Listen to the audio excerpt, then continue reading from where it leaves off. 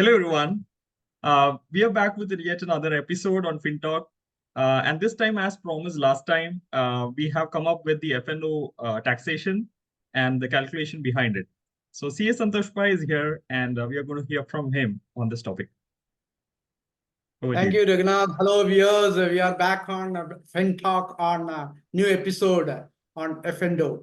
Last episode, we covered something about long-term capital gains and short-term capital gains and all that. At that time, viewers came up with various suggestions for F&O session. And as promised earlier, I'm back again on this new episode on futures and options. One doubt always comes into our minds of the professional is that whether F&O is a speculative transaction or not. The inherent nature of that F&O is a speculation. You know that because. But while going through our section 43(5) of the Income Tax Act, speculation transaction is defined as where the ultimate settlement is not by way of actual delivery or actual transfer of scrip, then it is a speculative transaction, right? That's 43(5) of the Income Tax Act. However, there are certain exceptions followed by that. In that particular subsection 5, there are various subclauses, and in subclause D and E, that subclauses talk about F&O and commodity trading. That D specifically talks about F&O, whereby if it's a transaction of F&O, it will not become a speculative transaction. It's outside the purview of speculative transaction. So this is clear. There is no doubt about it.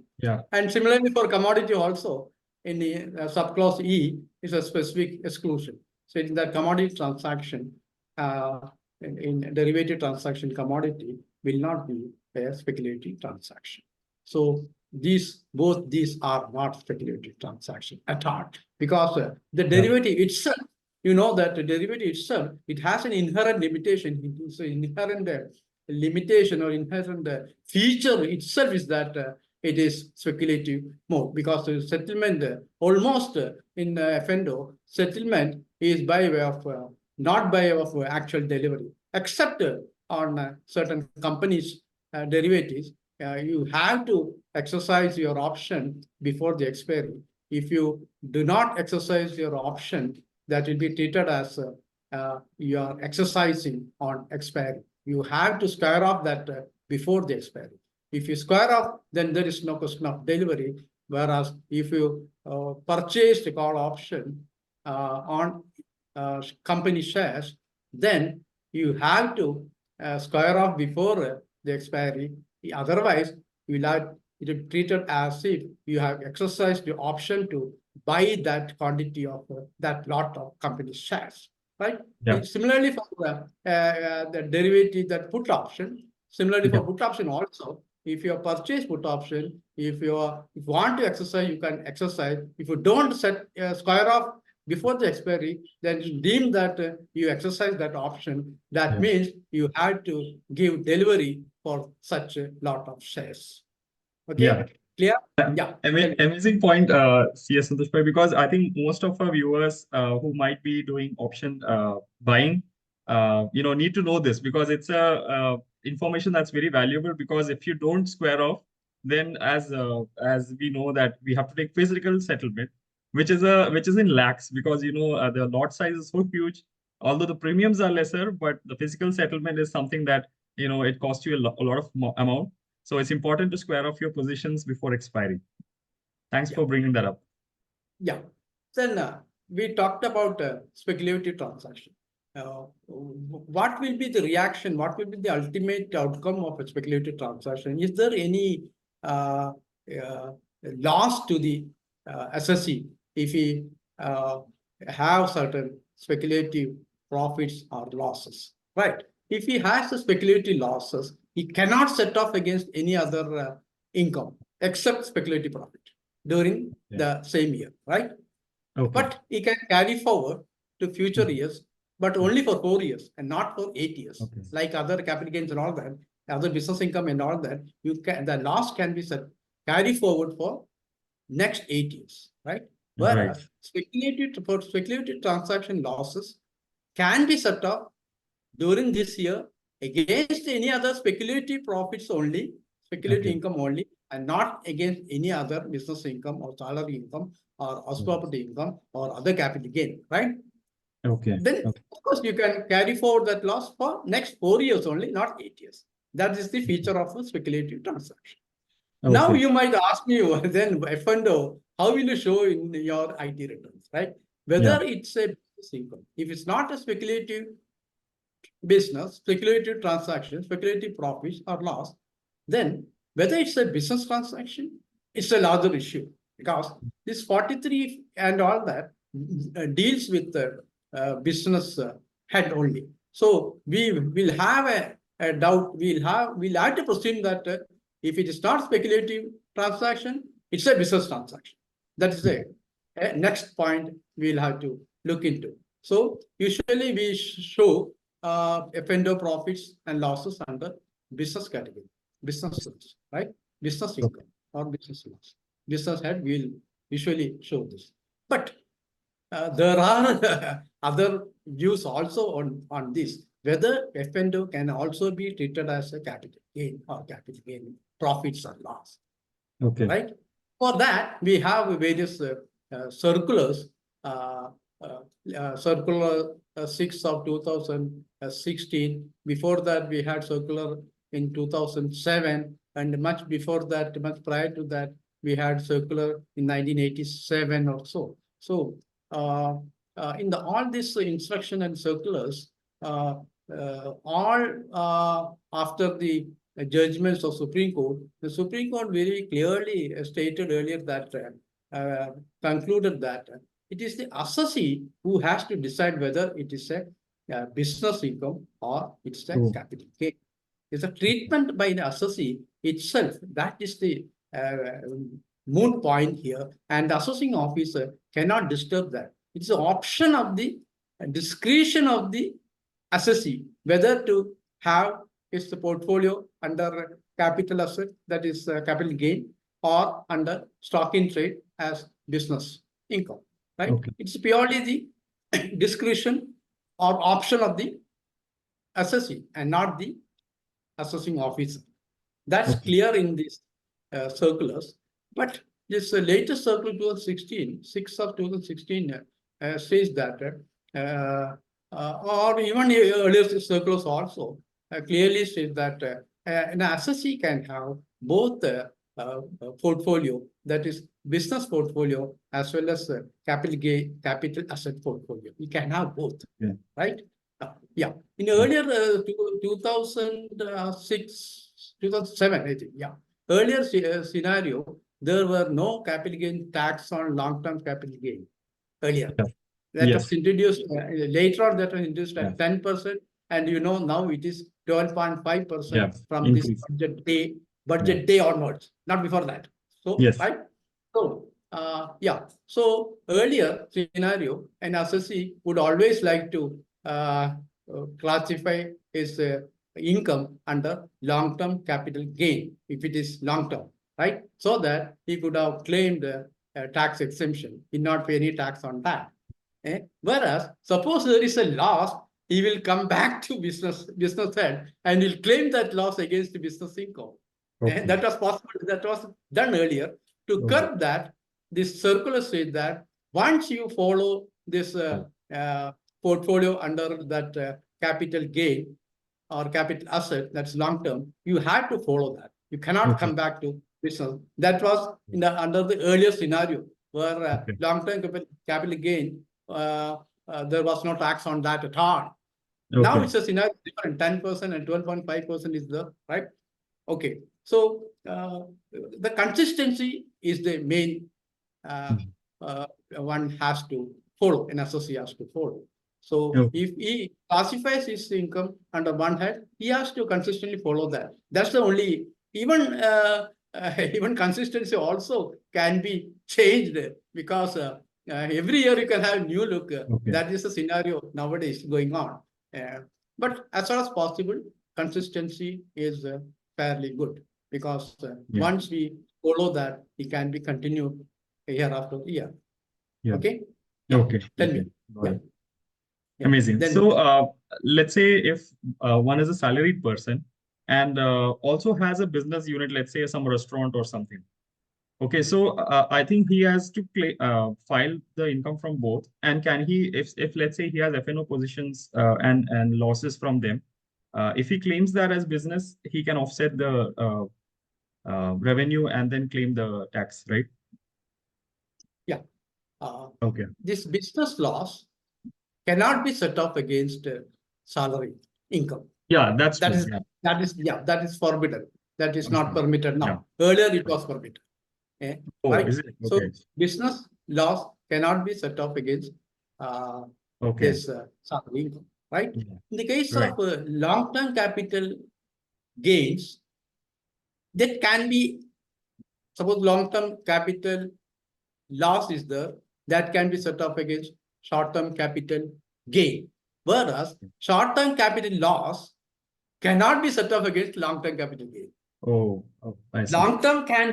Long-term loss can be set off against short-term capital gain, Right. whereas vice versa is It's not not permitted. possible. Oh, okay. That's also important there. Yeah. Okay. Got it. Amazing. Yeah. Thanks Then a now lot. you will ask me Yep. whether this F&O is a business or a capital gain. Yeah. Even I think, yeah. Then there is one more catch in the 43(5). That is yeah, even for our equity shares, not derivatives, equity shares, Mhm. cash transaction, all Yeah. that equity shares. Yeah, under 43(5). I think B, subclause B, Mhm. it is stated that uh, when the delivery is not there, actual delivery is not there, but Okay. you have done a day trade just to guard your loss against your Yeah. possible Equity person. loss in Yeah. your holding.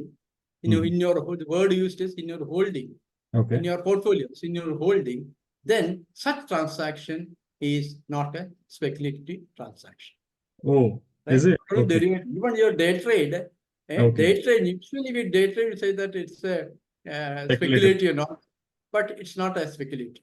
Because Okay. if you have, well, there you have to prove that you have holdings in your certain stocks in your holding, and suppose you think that today market might go down, so in the morning you can sell that to Okay. guard against losses, right? And in Okay. the evening, you can purchase that if you're favorable, you can purchase that. Right. Such transaction will not be treated as day trade, Okay. right? Amazing point. I Because think you especially, already have certain your stock in your hand.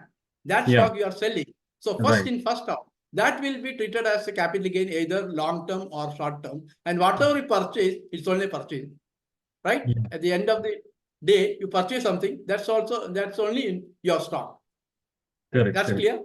Yeah, so That's clear. especially for event days like budget and elections, I think this is really helpful strategy because usually those days give a big fall, and when you sell Yeah. it in the morning, you can hedge your positions, as you said, your holdings, Yeah. Yes. and then Yeah. as it recovers, then you are back again with the portfolio. Yeah, Yeah. amazing. From this, yeah, this you can come out with. It's not be treated as a speculative transaction at all. Okay, That's okay, also an exception to this, right? So okay, F&O, commodity, and this intraday to guard against losses, all not speculative transaction. But okay. day trade will become speculative. Suppose you don't have your portfolio in your that stock Mhm. in your portfolio, in your Okay. holding, and Yeah, you sell, and then you'll have to buy again. correct. Definitely you have to buy the same day, right? In such Yes. a case, you're a short seller, then it will be treated as a speculative. There is no, Okay. this is my view. Okay. Got it. Yeah, there Yeah. is no, because even though there is no guard against loss in holding and all that word used is to guard against losses Yeah. of your portfolio or holding. When you don't have any holding, you sell. But there is also another view that even same day we can say that we have a sold position in my portfolio. I Okay. have a holding, this negative holding, right? Mhm. That's also another point. So in that also, some people, some consultants and some experts view that it is not even the day trade short sellers are also, they come under the exception of it's not the 43 fund, right? That is the nutshell. It is not a speculative transaction, Okay. right? Yeah. Yeah. Then now you'll ask me whether it's a business transaction. Then of course that will become a business transaction. Your Okay. data will become a business transaction. And what is the difficulty for an assessee if he follow that business transaction rather than capital gain? In the case of capital gain, you know that a lower tax rate, right? Yeah. 10%, Okay. 15%. Next, Right. from 23rd July, from this 23rd July onwards, we'll have that Higher. 12.5 Yeah. and 20%, right? So this year we'll have two buckets for long term as well as for short term. Yeah. Long term bucket for up to 22nd July, from 1st April 22nd July, one bucket, and 23rd from 23rd July onwards Yeah.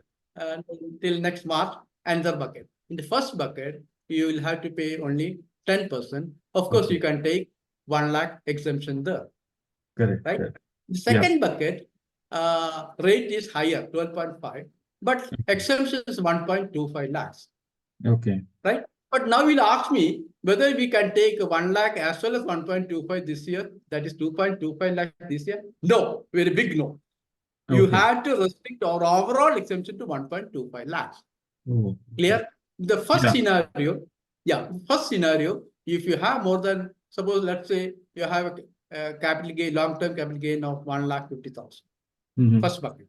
You can claim only 1 lakh. You cannot claim 1.25 there.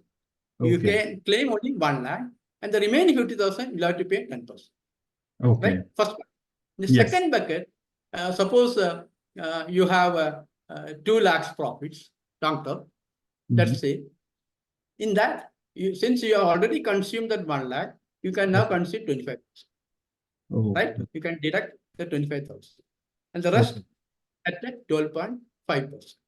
Okay. Clear? Got it. And Yeah. some of the investors, some of the associates, they are asking us whether they can choose that 1 lakh and 1.25 lakh, Both. whichever beneficial them.